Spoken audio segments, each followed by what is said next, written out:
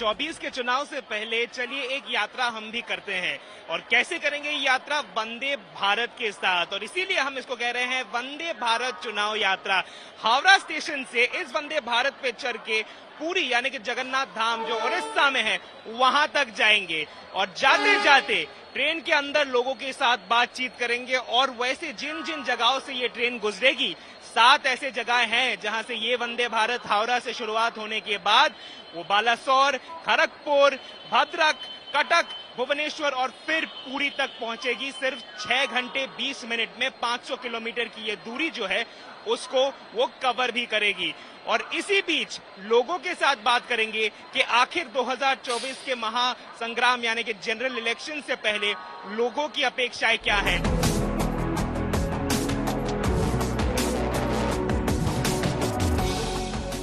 हावड़ा से पुरी का सफर की शुरुआत तो हो चुकी है और वंदे भारत में है हम लोग। और जो काम करने के लिए आए थे कि लोगों से बातचीत करेंगे, लोगों से जानेंगे कि ये ट्रेन कैसा है और ये ट्रेन के सफर में उनको कैसा लग रहा है, उसी को ओवरऑल करते हैं। चलिए लोगों से बातचीत करते हैं। बहुत दिनों से सुन रहे थे ट्रेन के बारे में, बैठने का बहुत मन था। कैसे फैसिलिटीज है? कैसे फैसिलिटीज है? इट्स लाइक सीट बेल्ट के अलावा प्लेन में जो होता है सब है। I am really enjoying it. मैंने पूरी like where we are going मैं लास्ट 3 बार विजिट की और तीनों टाइम फ्लाइट से की थी। And in the morning I got to know कि ये चेयर कार है, like this is chair train वाला सिस्टम है। सो आई वाज कंफ्यूज कि मेरे लिए बहुत मतलब गंदा अनप्लेजेंट एक्सपीरियंस होगा। Honestly I am enjoying it. It's very very comfortable. 2024 में सामने चुनाव आ रहा है, ऐसी कौन सी चीजें हैं जो आपको मतलब आप सरकार से मतलब आपको आपकी अपेक्षा है? मतलब कौन सी चीजें हैं जो आप चाहोगे कि सरकार करे या फिर जो अगली सरकार हो वो करे, या फिर कौन सी चीजें हैं जो आपको लगी कि शायद अच्छा काम किया है सरकार ने या फिर कुछ और भी कर सकती थी?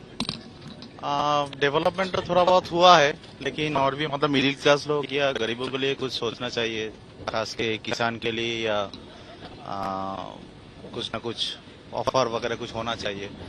पेट्रोल का प्राइस तो बहुत दिनों से एक ही है, वो थोड़ा कम हो। तो अभी तो गैस का तो 200 रुपये कम हुआ है, लेकिन फिर भी वो चुनाव से पहले हुआ है, बाद में भी ये अगर कंटिन्यू करे तो अच्छा है। थोड़ा बहुत सेफ्टी के देखिए तो सेफ्टी नहीं, देखिए जनरल सेफ्टी मैं बोलूंगी, मैं सिर्फ वुमेन सेफ्टी नहीं बताऊंगी, ठीक है? सबके लिए सेफ्टी बहुत जरूरी है, राइट? सरकार से क्या क्या चीजें हैं जो मांगते हैं? ऐसी बहुत अच्छी सरकार है, बहुत अच्छी है।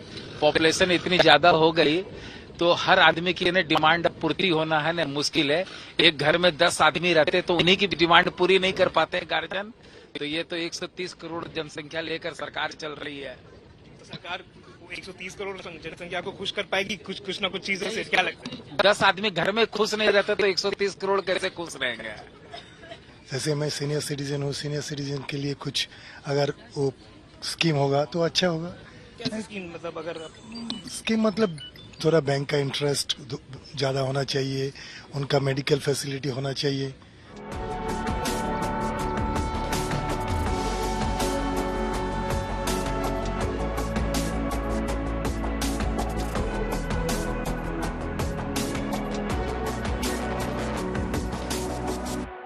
वंदे भारत चुनाव यात्रा का सफर जो वंदे भारत के साथ हमने शुरुआत की हावड़ा से पुरी के लिए, हावड़ा से आज सुबह 5 घंटे के अंदर लेके पहुंचाई हम लोगों को यहाँ पे भुवनेश्वर में। और यहीं से पुरी का सफर भी हम तय करेंगे। लेकिन उससे पहले भुवनेश्वर जो सिर्फ एकमात्र लोकसभा कॉन्स्टिट्यूएंसी नहीं है उड़ीसा के लिए, बल्कि उड़ीसा का राजनीतिक केंद्र है, उड़ीसा की राजधानी है, वहां पे लोगों के साथ बातचीत करेंगे, लोगों से जानेंगे कि पिछले 5 सालों में उनको क्या मिला, आगे के 5 साल में उनको क्या ऐसी चीजें हैं जो चाहिए, कौन सी ऐसी सुविधाएं हैं जो चाहते हैं वो सरकार से, सिर्फ मात्र केंद्र सरकार से नहीं बल्कि राज्य सरकार से भी। क्योंकि भूलिएगा मत, 2024 में उड़ीसा एक साथ लोकसभा और असेंबली के लिए भी वोट करेगा। चलिए चलते हैं हम लोग भुवनेश्वर में और मिलते हैं लोगों से उनका पॉइंट ऑफ व्यू जानने के लिए। उड़ीसा में लोकसभा की 21 सीटों के साथ ही राज्य की 147 सीटों के लिए विधानसभा का चुनाव भी होना है। भुवनेश्वर की बात करें तो 2019 का लोकसभा चुनाव एक पूर्व आईपीएस और एक पूर्व आईएएस की टक्कर से दिलचस्प हो गया था।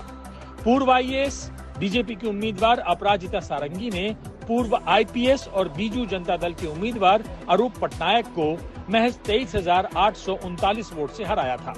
वो भुवनेश्वर से बीजेपी की पहली सांसद बनी। लेकिन विधानसभा की बात करें तो भुवनेश्वर में 7 सीटें हैं, उनमें से 6 बीजेडी के पास हैं, जबकि 1 पर कांग्रेस को जीत मिली थी। भुवनेश्वर में जो इलेक्शन था 2019 का, यहाँ पे जो लोकसभा सीट बीजेपी के खाता में गया था, लेकिन हाँ अपराजिता चढ़े गए थे। लेकिन यहाँ पे जो विधानसभा है उनके अंडर में, जो लोकसभा के अंडर, वो सब बीजेपी के पास कुछ नहीं था। एक कांग्रेस के पास था और सब जो बीजू जनता दल के पास था। लेकिन 2024 का इलेक्शन यहाँ पे कुछ परिवर्तन होने का मतलब चांसेस है। ओडिया नॉन ओडिया इसके बाद में बहुत सारा मुद्दा आपस में आ रहा है कि ओडिशा को कोई और चला रहा है। सीएम तो वीके पंडियन वाला सीएम तो नवीन पटनायक है, लेकिन सुपर सीएम और कोई है जो वीके पांड्यन के नाम से जाना। सच है क्या? ये सच है जो बोलते हैं? बिल्कुल सही बात है, क्योंकि आप अगर देखेंगे बीजू जनता दल का जो भी नेता है वो वीके पांड्यन का फोटो लगाता है। तो सीएम का फोटो अभी छोटा हो गया है, वीके पांड्यन का फोटो अभी बड़ा हो गया है। वीके पांड्यन तमिलनाडु के रहने वाले हैं और ओडिशा कैडर के पूर्व आईएएस अधिकारी हैं। करीब 12 साल तक वो सीएम नवीन पटनायक के निजी सचिव रहे। पिछले साल वीआरएस लेकर बीजू जनता दल में शामिल हुए। उन्हें कैबिनेट मंत्री का दर्जा मिला है और ओडिशा की कई परिवर्तनकारी योजनाओं के पीछे उनका ही दिमाग है। अब उन्हें नवीन पटनायक के उत्तराधिकारी के तौर पर पेश किया जा रहा है। जब तक नवीन बाबू हैं तब तक बीजू जनता दल क्लीन स्वीप वो मारती रहेगी। मुझे तो लगता है नवीन बाबू जब तक है तब तक बीजू जनता दल ही आएगा। और लोकसभा यहाँ से? लोकसभा में बीजेपी आएगा। अपराजिता सारंगी रहेंगे भुवनेश्वर में या फिर क्या होगा? नहीं वो लग नहीं रहा है, क्योंकि जो जीते हैं वो जो कुछ काम नहीं किए भुवनेश्वर के लिए। सिर्फ बोले सब करेंगे, जीतने के बाद सब करेंगे, पर जीतने के बाद लोगों के पास कभी भी नहीं गए।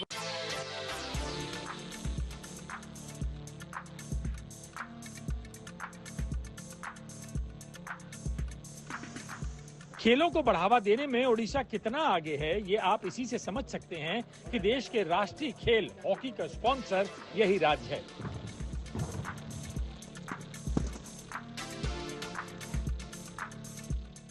ओडिशा सरकार ने महिला और पुरुष हॉकी टीमों की स्पॉन्सरशिप को 2023 में 10 साल तक के लिए बढ़ा दिया।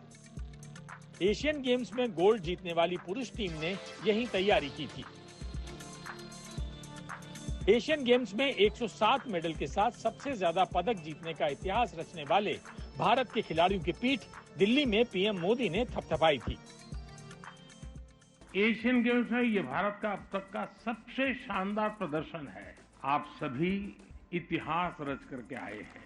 इस एशियन गेम्स में ये जो आंकड़े हैं वो भारत की सफलता के साक्षी बन रहे हैं। लेकिन तकनीक और बुनियादी ढांचे की बात करें तो खेलों को एक नई ऊंचाई पर ले जाने का काम भुवनेश्वर में नजर आता है। आपको सबसे पहले स्पोर्ट्स साइंस सेंटर में लिए चलते हैं, जहां तकनीक खिलाड़ियों को अपने खेल में चुस्त दुरुस्त बनाने का काम कर रही है। इसे ओलंपिक में गोल्ड मेडल विजेता शूटर अभिनव बिंद्रा का संगठन अभिनव बिंद्रा टारगेटिंग परफॉर्मेंस चलाता है। ओडिशा में स्पोर्ट्स के डेवलपमेंट को और स्पोर्ट्समैन के डेवलपमेंट को बहुत प्राधान्य दिया जाता है और ये कुछ 2-3 साल पहले से यहाँ पे देखा जा रहा है। फैसिलिटीज जो है वो बहुत ही सुंदर है और बहुत ही हाई टेक है। वैसे ही एक फैसिलिटी में हम लोग हैं जिसको ओडिशा के एडमिनिस्ट्रेशन की तरफ से कहा जा रहा है कि ये भारत का सबसे बड़ा फैसिलिटी है, स्पोर्ट्स साइंस फैसिलिटी, जहाँ पे एथलीट्स को ट्रेन किया जाता है, किसी भी स्पोर्ट्स के हो। यहाँ पे एक बार अगर घूम के दिखाएं, यहाँ पे ऐसे ऐसे इक्विपमेंट्स हैं और ऐसे ऐसे चीजें हैं जहाँ से जो शायद हम इन जनरल नहीं देख पाते। स्पोर्ट्स के ओवरऑल ट्रेनिंग के लिए जैसे यहाँ पर अगर हम देखें तो हमें समझ में आएगा कि कैसे एजिलिटी शायद इसको इंक्रीज करने के लिए एक बार बात ही कर लेंगे। सर अगर एक सेकंड आपसे पूछे एग्जैक्टली ये क्या हेल्प करता है? एक्चुअली ये स्पीड को इंक्रीज करने के लिए कि आपका फोकस के लिए, जैसे कि अभी ये देख रहे हैं कि आप कर पा रहे हैं, तो शी इज़ अ शूटर, ये शूटिंग करते हैं। तो इसमें ये देख रहे हैं कि ये किस तरह से क्या कर रहे हैं, कि अभी जैसे इसमें बॉल्स आ रहे हैं कि बॉल कहाँ से कैसे आ रही है, इसमें किस स्पीड से आ रही है, इसको कैसे मेंटेन करना है, क्या है, तो मेनली उसके लिए है बेसिकली एजिलिटी और एजिलिटी के लिए। तो ऐसे मतलब कितने लोग करते हैं हर दिन यहाँ पे? अगर अराउंड 100 to 100 एथलीट्स डेली आते हैं। ये एक ट्रेडमिल दिखता है, लेकिन ये जिस एनवायरनमेंट में इसको रखा गया है वो एथलीट्स को लेस ऑक्सीजन में, कम ऑक्सीजन में उनके वॉकिंग या रनिंग के लिए किया जाता है, ताकि उनकी जो लंग कैपेसिटी है, ब्रीदिंग कैपेसिटी है, वो और स्ट्रांग बने और स्टैमिना बढ़े। चूंकि खेलों में मिली सफलता सियासी खेल का हिस्सा बन जाती है, लिहाजा हम आपको भुवनेश्वर के कलिंग स्टेडियम लिए चलते हैं, जहां उड़ीसा सरकार ने हाई परफॉर्मेंस सेंटर बनाया है।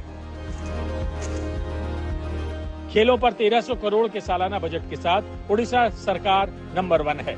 इस स्टेडियम में hockey, football, swimming, weightlifting, sports science, gymnastics, athletics, shooting और बैडमिंटन के लिए खिलाड़ियों को तैयार किया जाता है। 1978 में स्टेडियम का शिलान्यास पूर्व मुख्यमंत्री बीजू पटनायक ने किया था और अब उनके बेटे नवीन पटनायक ने इसे दुनिया के स्तर का स्टेडियम बना दिया है। उड़ीसा उन राज्यों में से है जहां पे स्पोर्ट्स को बहुत प्राधान्य दिया जाता है, लेकिन स्पोर्ट्स को वैसे ही प्राधान्य देने से कुछ नहीं होता, एथलीट्स को ट्रेन करना होता है और एथलीट्स को उस लेवल का स्पोर्ट्समैन बनाया जा सकता है या फिर बनाना चाहिए, जिसके बाद से वो स्टेट का, अपना और देश का नाम रोशन करे। इस वक्त हम लोग कलिंगा स्टेडियम में हैं भुवनेश्वर के, और जैसे हम भुवनेश्वर में बहुत सारे लोगों से बात कर रहे हैं, तो हम अगर भुवनेश्वर आए और स्पोर्ट्समैन से बात ना करें तो ये बहुत गलत होगा। इस वक्त ट्रेनिंग करते हुए हमने पकड़ा है इन लोगों को। आपका नाम जानेंगे, आपका नाम थोड़ा बताइए पहले। मेरा नाम बापी हंस है। कहाँ से है? मैं ओडिशा से ही हूँ। ओडिशा कहाँ?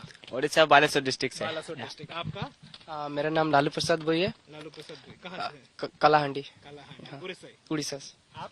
मेरा नाम स्वागत कुमार बेहरा है। मैं उड़ीसा से हूँ, झारसुगुड़ा डिस्ट्रिक्ट से। आपका? मेरा नाम श्रावणी नंदा है। मैं उड़ीसा कंधमाल डिस्ट्रिक्ट से हूँ। ठीक है, तो पहले तो जानना चाहेंगे कि आप लोग कौन से स्पोर्टिंग एक्टिविटी में है आप? मैं 400 मीटर हर्डल्स हूँ। मैं 100 मीटर। मैं ट्रिपल जंप में। मैं 100 और 200 मीटर करती हूँ। अभी ये बताइए कि उड़ीसा में स्पोर्ट्समैन के पीछे जितना मतलब सरकार यहाँ पे करती है, ज्यादा ये देखने में मिलता नहीं है दूसरे जगहों पे जब भी हम गए हैं।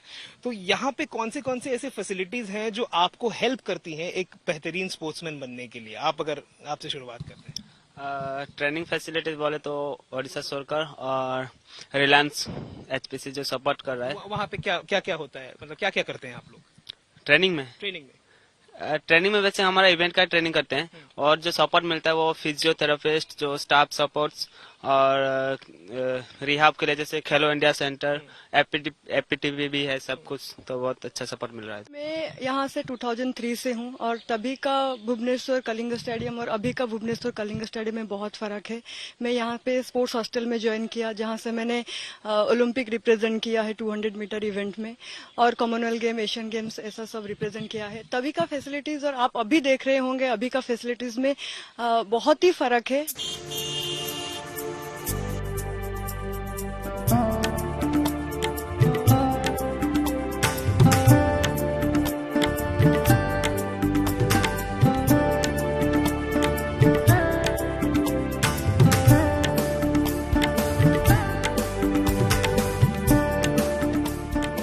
उड़ीसा का हैंडलूम बहुत विख्यात है, पूरे देश भर से लोग आते हैं उड़ीसा के हैंडलूम प्रोडक्ट्स को खरीदने के लिए। चलिए देखते हैं कि आखिर उड़ीसा के हैंडलूम प्रोडक्ट्स में क्या क्या है, कौन सी वैरायटीज हैं और यहाँ पे कौन सी चीजें हैं जो हैंडलूम इंडस्ट्री को अफेक्ट करते हैं। ये जो उड़ीसा हैंडलूम है, ये सब उड़ीसा का प्रोडक्ट, इसको हमारा ये हाथ में बना है, ये टोटली हाथ में बना है। हमारा जो उड़ीसा में जो 600 वीवर्स कोऑपरेटिव सोसाइटी है, वही सोसाइटी में इसको प्रोडक्शन होगा। कौन से साड़ीज हैं जो यहाँ पर सिल्क, कॉटन एंड टसर। बताइए, आप लोग तो भुवनेश्वर से हो या फिर कहाँ से आए हो?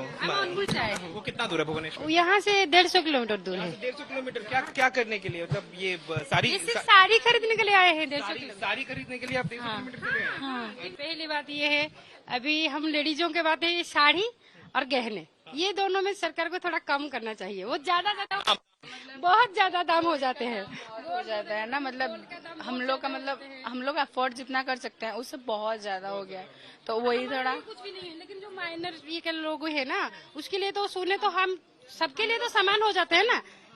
मतलब हम लोग अफोर्ड कर सकते हैं, बट सब लोग तो अफोर्ड नहीं कर सकते ना। आज के एपिसोड में हमने आपको भुवनेश्वर की रिपोर्ट दिखाई। अगले एपिसोड में वंदे भारत से हम करेंगे भुवनेश्वर से पुरी का सफर और बताएंगे वहां का चुनावी समीकरण। दिखाएंगे कुछ हजार वोटों से पिछली बार बाजी गंवाने वाले संबित पात्रा कितना जोर लगा रहे हैं। सूर्याग्नि रॉय, भुवनेश्वर, आज तक।